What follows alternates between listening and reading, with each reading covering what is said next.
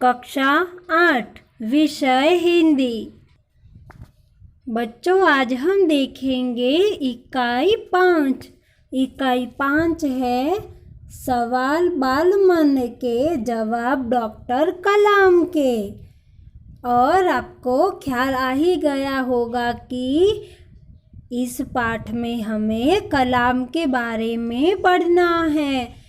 तो आप कलाम को जानते हो क्या? कलाम यानी कि हमारे अब्दुल कलाम।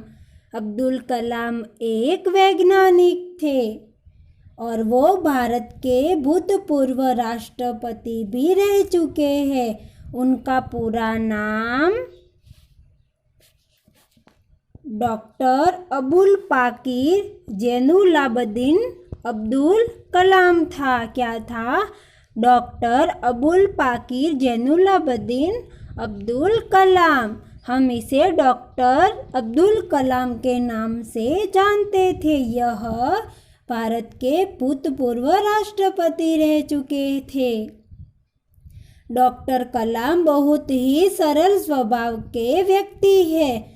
बच्चों से उन्हें बड़ा लगाव है। तो प्रश्नोत्तरी शैली में प्रस्तुत हुआ साक्षात्कार डॉक्टर अबुल पाकीर जैनुलाब्दीन अब्दुल कलाम से बच्चों की बातचीत पर आधारित है। यह बातचीत तब संपन्न हुई थी जब डॉक्टर कलाम राष्ट्रपति पद पर आसीन थे। वे बच्चों की जिज्ञासाओं का तुरंत उत्तर देने के लिए सदैव तत्पर रहते थे। इस इकाई में बच्चों के द्वारा पूछे गए प्रश्न और डॉक्टर अब्दुल कलाम के द्वारा दिए गए उत्तर बताए गए हैं। और यह बातचीत तब की है जब डॉक्टर कलाम राष्ट्रपति पद पर थे। समझ गए ना बच्चों? इसमें बच्चे प्रश्न पूछते हैं और डॉक्टर कलाम उसका उत्तर देते हैं। इस चित्र में आप देख सकते हैं कि डॉक्टर अब्दुल कलाम बीच में बैठे हुए हैं और आसपास बच्चे सवाल पूछ रहे हैं। तो अब हम हमारी इकाई शुरू करते हैं। आप यहाँ पर जिसकी तस्वीर देख रहे हैं ये है डॉक्टर अब्दुल कलाम। इनका स्वभाव बहुत ही सरल था। उन्हें बच्चों से बड़ा ही लगाव था। बहुत ही प्रेम करते थे बच्चों से। बच्चों, थोड़ा उनके बारे में जानकारी देख लेते हैं। तो उनका जन्म 15 अक्टूबर 1931 को हुआ था और उनका निधन 27 जुलाई 2015 को हुआ था। इन्हें मिसाइल मैन और जनता के राष्ट्रपति के नाम से जाना जाता है। तो इनको मिसाइल मैन के नाम से भी जाना जाता था। भारतीय गणतंत्र के 11वें निर्वाचित राष्ट्रपति थे। वो 11वां नंबर के राष्ट्रपति थे। भारत के पूर्व राष्ट्रपति जाने माने वैज्ञानिक और अभियंता यानी कि इंजीनियर के रूप में विख्यात थे। उन्होंने सिखाया जीवन में चाहे जैसी भी परिस्थिति क्यों न हो, पर जब आप अपने सपने पूरा करने की ठान लेते हैं तो उन्हें पूरा करके ही रहते हैं। अब्दुल कलाम मसूदी के विचार आज भी युवा पीढ़ी को आगे बढ़ने के लिए प्रेरित करते हैं। उन्होंने बहुत सारे ऐसे आगे बढ़ने वाले विचार भी बताए हैं। बच्चों, इकाई शुरू करते हैं। प्रश्नकर्ता यानी कि जिसने प्रश्न किया है, तो किसने किया है कि आर अरविंद, कक्षा 3, सेंट मेड्स स्कूल चेन्नई। यह चेन्नई स्कूल का बच्चा है जो तीसरी कक्षा में पढ़ता है। उसका नाम अरविंद है।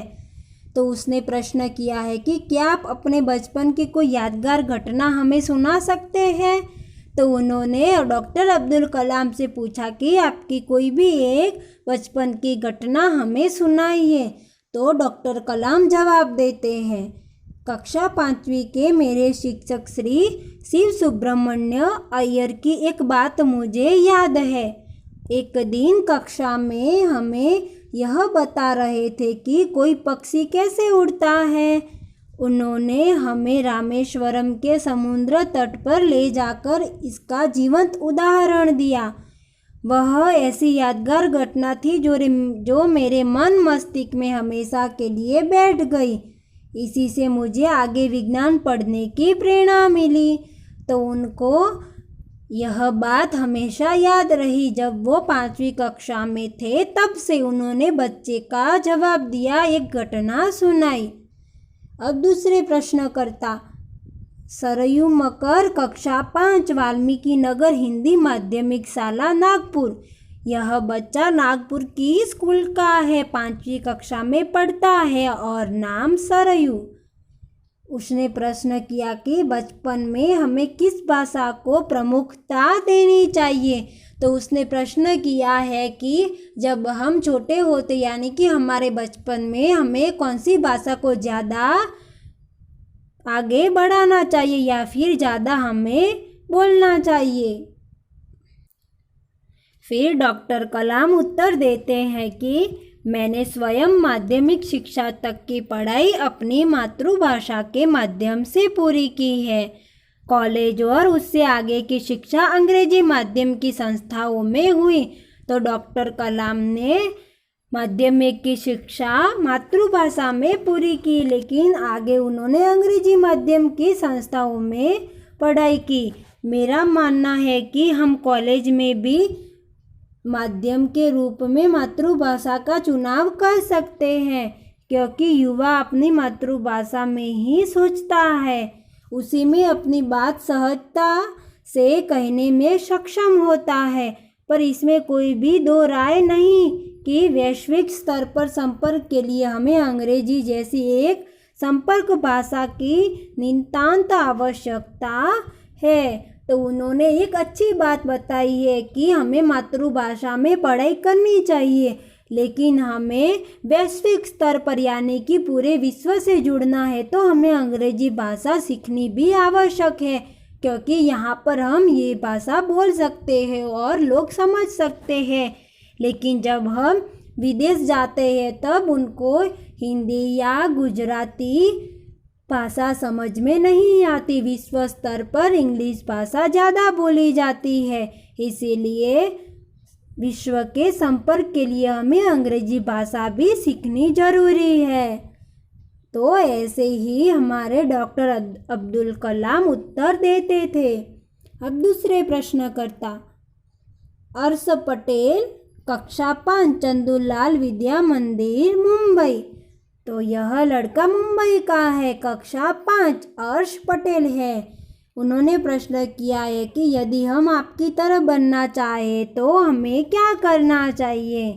तो ये बड़ा ही अच्छा प्रश्न है कि हमें यदि आपकी तरह बनना है तो हमें क्या करना चाहिए। तो डॉक्टर कलाम उत्तर देते हैं कि जब आप युवा अवस्था में कदम रखें तभी आपको जीवन में लक्ष्य निर्धारित कर लेना होगा। तो डॉक्टर कलाम बताते हैं कि जब आप युवा अवस्था में यानी कि बच्चे से बड़े हो जाओ, युवा हो जाओ, तब आपके मन में दृढ़ निश्चय करना है और अपना एक लक्ष्य निर्धारित करना है कि मुझे बड़ा होकर यही बनना है। हमेशा कुछ बड़ा सोचो, जैसे ही यह अनुभूति हो कि आप आखिर बनना क्या चाहते हैं, तभी से उस दिशा में प्रयास और श्रम प्रारंभ कर दो। तो कलाम जी कहते हैं कि जब आपको अपने अंदर से अनुभूति हो जाए कि मुझे ये बनना है तो उसी दिशा में आपको प्रयास करने चाहिए। कहने का अर्थ है कि जो तोड़ मेहनत करो, जो जो आप आगे की ओर बढ़ोगे आपका सामना बाधाओं तथा कठिनाइयों से होगा। आपको अपने अंदर दृढ़ साहस पैदा करना होगा, समस्याओं को पराजित करने में महारत हासिल करनी होगी, तभी जीवन में सफल हो पाओगे। पहले यह जरूरी है कि आप निरंतर ज्ञान अर्जित करो। उन्होंने बताया कि आप जी तोड़ मेहनत करो, जैसे जैसे आप आगे जाओगे वैसे वैसे आपको ज़्यादा कठिनाई और मुश्किलों का सामना करना पड़ेगा, लेकिन आपको अपने मन में दृढ़ साहस रखना है। और अभी के लिए तो आप ज्ञान अर्जित करो, यानी कि ज़्यादा से ज़्यादा पढ़ाई करो। तो बच्चों, हमें भी आगे बढ़ने के लिए हमारा लक्ष्य निर्धारित होना चाहिए है और उसी दिशा में हमें प्रयास करने चाहिए और कार्य करने चाहिए, तभी हम आगे बढ़ पाएंगे। और आगे के प्रश्न करता है चिराग जैन, कक्षा 7, बॉम्बे, कैम्ब्रिज, अंधेरी, पश्चिम मुंबई। तो ये भी मुंबई से है, कक्षा 7, चिराग जैन। तो देखते हैं कि चिराग जैन कौन सा प्रश्न पूछते हैं।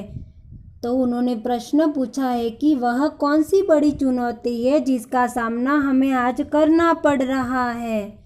तो डॉक्टर कलाम उत्तर देते हैं कि भारत को सन 2020 तक एक विकसित राष्ट्र के रूप में परिवर्तित करना और देश के 1 अरब से अधिक नागरिकों के चेहरों पर मुस्कान देखना, यही राष्ट्र के सक्षम सबसे बड़ी चुनौती है।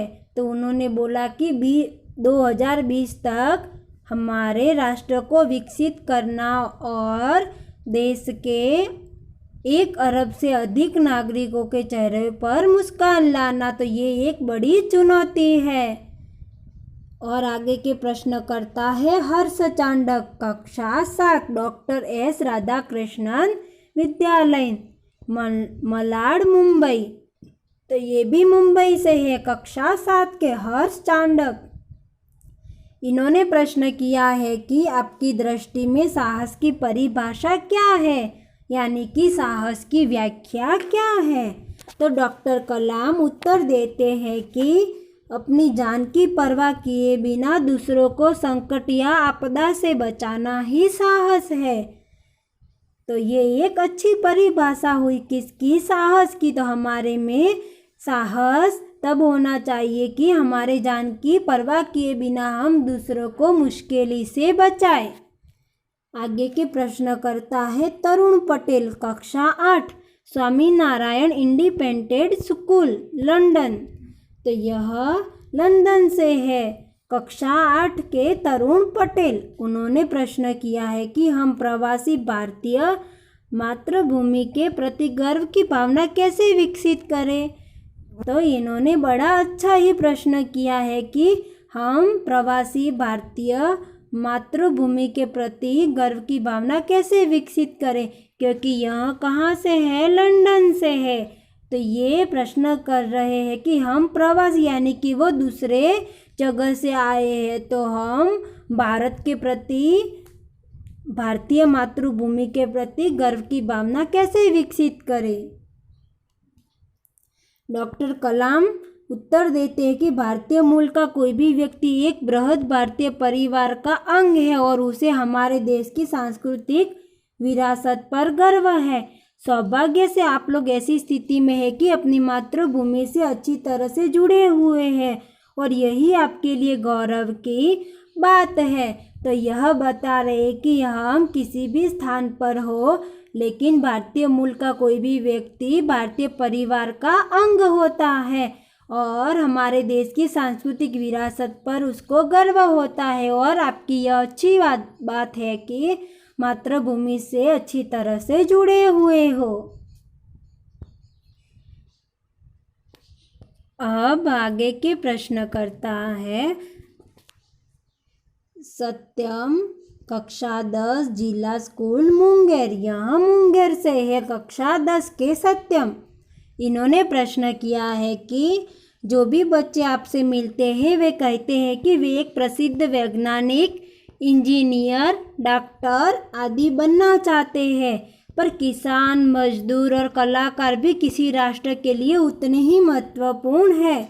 हम ऐसे ही परिवारों से आते हैं, हमारे लिए आपका क्या संदेश है।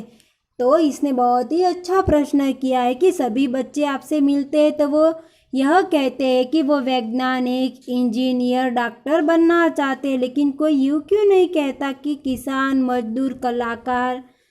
तो यह भी राष्ट्र के लिए उतने ही महत्वपूर्ण है। अगर किसान या फिर कलाकार ना होते तो हमें बहुत सारी मुश्किलें आती। तो डॉक्टर कलाम का जवाब देखते हैं। किसान, मजदूर, कलाकार और दस्तकार ये सभी हमारे राष्ट्र के अभिन्न अंग हैं। राष्ट्र निर्माण में हमें उन सभी की सेवाओं की समान रूप से दरकार है। आप सभी को चाहिए कि अपने अपने क्षेत्रों में खूब उन्नति करें। आगे के प्रश्न करता है रोहित चतुर्वेदी, कक्षा 11, इस्लामिया इंटर कॉलेज इटावा। तो यह इटावा से है। इन्होंने प्रश्न किया है कि आप कहते हैं कि भारत 2020 तक विकसित राष्ट्र बन जाएगा, पर निरंतर बढ़ती जनसंख्या और बेरोजगारी इसे संभव होने देगी। तो इन्होंने बहुत ही अच्छा प्रश्न किया है कि 2020 तक विकसित राष्ट्र बन जाएगा, लेकिन ये जनसंख्या बढ़ रही है, यानी कि वस्ती बढ़ रही है और बेरोजगारी बढ़ रही है, तो ये क्या संभव होगा? डॉक्टर कलाम उत्तर देते हैं कि विकास स्वयं जनसंख्या वृद्धि को रोकने की अचूक औषधि है। इसमें जन शिक्षा, विशेषकर स्त्री शिक्षा की बात भी सम्मिलित है। इससे छोटा परिवार, सुखी परिवार की मान्यता को बल मिलता है। भारत 2020 का मिशन यहाँ के युवाओं को रोजगार के पर्याप्त अवसर सुलभ कराएगा। ग्रामीण क्षेत्रों में बड़ी संख्या में उद्योग धंधे स्थापित किए जाएंगे, जिससे उन क्षेत्रों में रोजगार के प्रचुर अवसर पैदा होंगे। तो उन्होंने अच्छा उत्तर दिया है कि यह जो स्वयं जनसंख्या वृद्धि रोकने की अचूक औषधि है, इसमें जन शिक्षा, विशेषकर और स्त्री शिक्षा की बात भी सम्मिलित है, और छोटा परिवार, सुखी परिवार की मान्यता भी सबसे आगे है। तो भारत 2020 का मिशन यहाँ के युवाओं को रोजगार के पर्याप्त अवसर सुलभ कराएगा। तो आपको पता ही है कि हमारे देश में कितने बदलाव हो रहे हैं और कितने सारे उद्योग और धंधे स्थापित हो रहे थे, लेकिन अभी बीमारी की वजह से थोड़ा कम हुआ है, लेकिन फिर से यह चालू हो जाएगा तो हमारा देश उन्नति करेगा। और आगे के प्रश्न करता है अर्श मेहता, कक्षा 12, तेजस हाई स्कूल बड़ौदा। तो यह बड़ौदा से है, कक्षा 12 के। इन्होंने प्रश्न किया है कि आपको ऐसा क्यों लगता है कि 2020 तक भारत विकसित राष्ट्र बन जाएगा? तो डॉक्टर कलाम उत्तर देते हैं कि भारत की जनसंख्या 1 अरब से अधिक है। इसमें 54 करोड़ लोग 25 वर्ष से कम आयु के हैं, यानी कि उन्होंने कहा है कि 54 करोड़ लोग 25 वर्ष से कम आयु के हैं। ये हमारी राष्ट्रीय शक्ति है, यानी कि यह युवा है। भारत को 2020 तक विकसित राष्ट्र में परिवर्तित करने के लिए हमारे पास प्रचुर प्राकृतिक संसाधनों के साथ ही सुनियोजित खाका भी उपलब्ध है। 54 करोड़ युवाओं के विचारों की एकता निश्चय ही है इसे विकसित राष्ट्र में परिवर्तित करने में सफल होगी। यानी कि 54 करोड़ लोग 25 वर्ष से कम है, यानी कि वो हमारे लिए एक युवा धन है। तो देश के लिए यह बहुत अच्छी बात है। और आगे के प्रश्न करता है एस कार्तिक, कक्षा 12, अमर ज्योति इंग्लिश स्कूल बेंगलुरु। तो यह बेंगलुरु से है, कक्षा 12 के। इन्होंने प्रश्न किया है कि कई छात्र के बड़े बड़े लक्ष्य होते हैं, पर आर्थिक तथा अन्य समस्याओं के कारण वे इन्हें प्राप्त नहीं कर पाते। वे अपना लक्ष्य आखिर कैसे प्राप्त करें? तो इन्होंने अच्छा प्रश्न किया है कि कई बच्चे के लक्ष्य बड़े बड़े होते हैं, लेकिन पैसों की समस्याओं के चलते हुए वे लक्ष्य नहीं पूरा कर सकते। तो वे अपना लक्ष्य आखिर कैसे प्राप्त करें, इसके बारे में प्रश्न पूछा है इन्होंने। तो डॉक्टर कलाम उत्तर देते हैं कि स्कूल में पढ़ाई में अच्छा प्रदर्शन करने पर छात्रवृत्ति प्राप्त होगी। साथ ही उच्च शिक्षा के लिए बैंकों से ऋण लेने हेतु पात्रता भी बनेगी। जीवन में ऊंचा लक्ष्य निर्धारित करने पर बाधाएं तो आती है, हमें कठोर परिश्रम और उत्कृष्ट कार्यों से इन्हें पराजित करना होगा। विघ्न बाधाओं से व्यक्ति को पराजित नहीं होना चाहिए। तो इन्होंने बताया है कि स्कूल में हम अच्छी पढ़ाई करें तो वो शिष्यवृत्ति मिलती है ना, छात्रवृत्ति, तो उनमें हमें पढ़ने के लिए मदद मिलती है। और उच्च शिक्षा के लिए बैंकों के द्वारा ऋण यानी कि लोन भी मिलती है। और हमें ऊंचा लक्ष्य प्राप्त करने के लिए बाधाएं तो आती है, लेकिन उससे डरना नहीं चाहिए। हमारे कठोर परिश्रम से उन्हें हरा देना चाहिए। अब आगे के प्रश्नकर्ता मिथुन के द्वितीय वर्ष बी लेवल EICT अमृतापुरी। तो इन्होंने प्रश्न किया है कि भारत को विकसित राष्ट्र बनाने में राजनीतिज्ञ की क्या भूमिका होनी चाहिए। तो इन्होंने भी एक अच्छा प्रश्न किया है।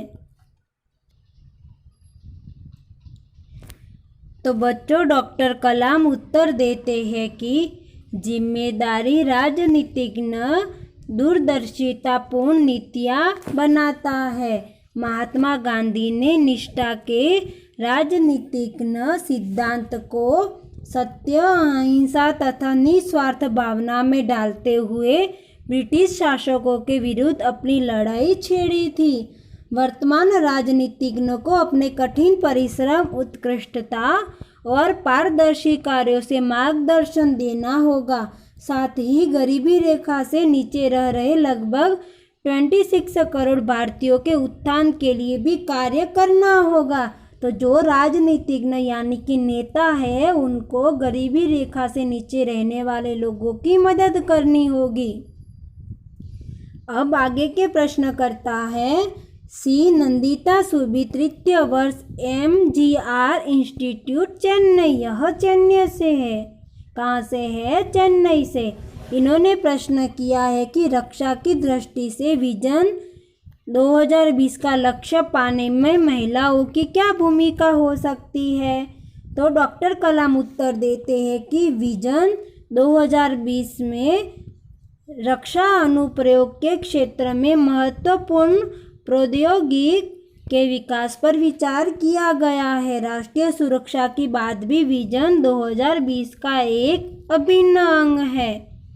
सशस्त्र सेनाओं में नियुक्ति के लिए पुरुष और महिला के आधार पर कोई भेदभाव नहीं किया जाता।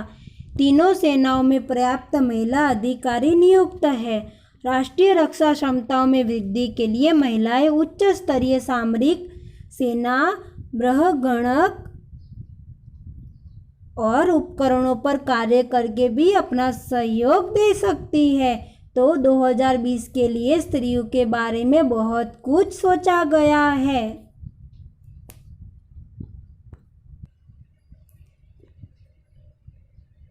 आगे के प्रश्न करता है जोधपुर दौरे पर डॉक्टर कलाम से एक बच्चे द्वारा पूछा गया प्रश्न।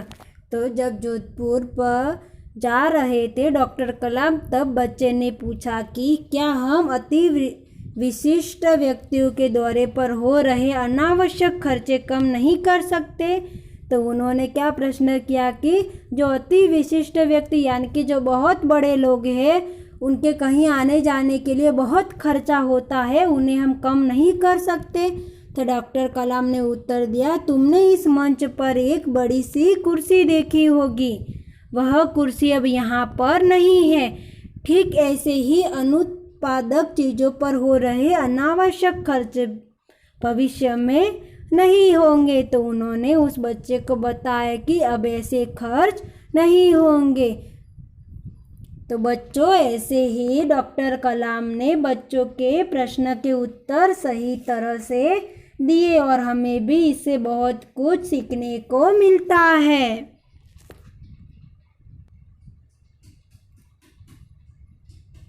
बच्चों, हम इस इकाई के प्रश्न के उत्तर अगले वीडियो में देखेंगे।